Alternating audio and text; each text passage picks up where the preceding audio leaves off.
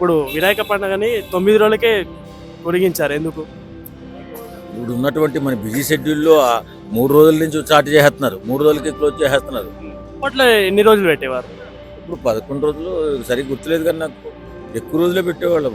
నా 9 రోజులు 11 రోజులే ఉండేది, నాకు గుర్తులేదు. 9 రోజులు అయితే కంపల్సరీ ఉండేది. ఆ తర్వాత నిమజ్జన కార్యక్రమం. నిమజ్జనానికి ఎంత ఈ ఈ చెట్లు, కొమ్మలు ఇవన్నీ ఉంటాయి, పూజా సామాగ్రి అంతా కూడా చాలా ఎక్కువ ఉండేది. అంటే ఇంచుమించులో ఒక బళ్ళతో తోలేవాళ్ళని చూడు.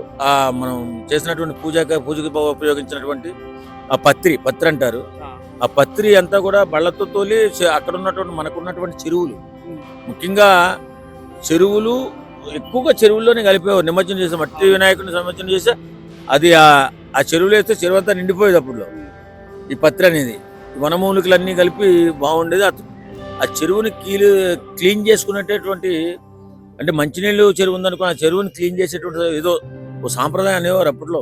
నాకు పెద్దగా గుర్తు లేదు కానీ కానీ బాగుండేది, చాలా బాగుండేది. ఉండ్రాలు కూడా చాలా అద్భుతంగా తయారు చేసుకుని మేము చిన్నపిల్లలప్పుడు చాలా ఆనందంగా ఉండేవాళ్ళం.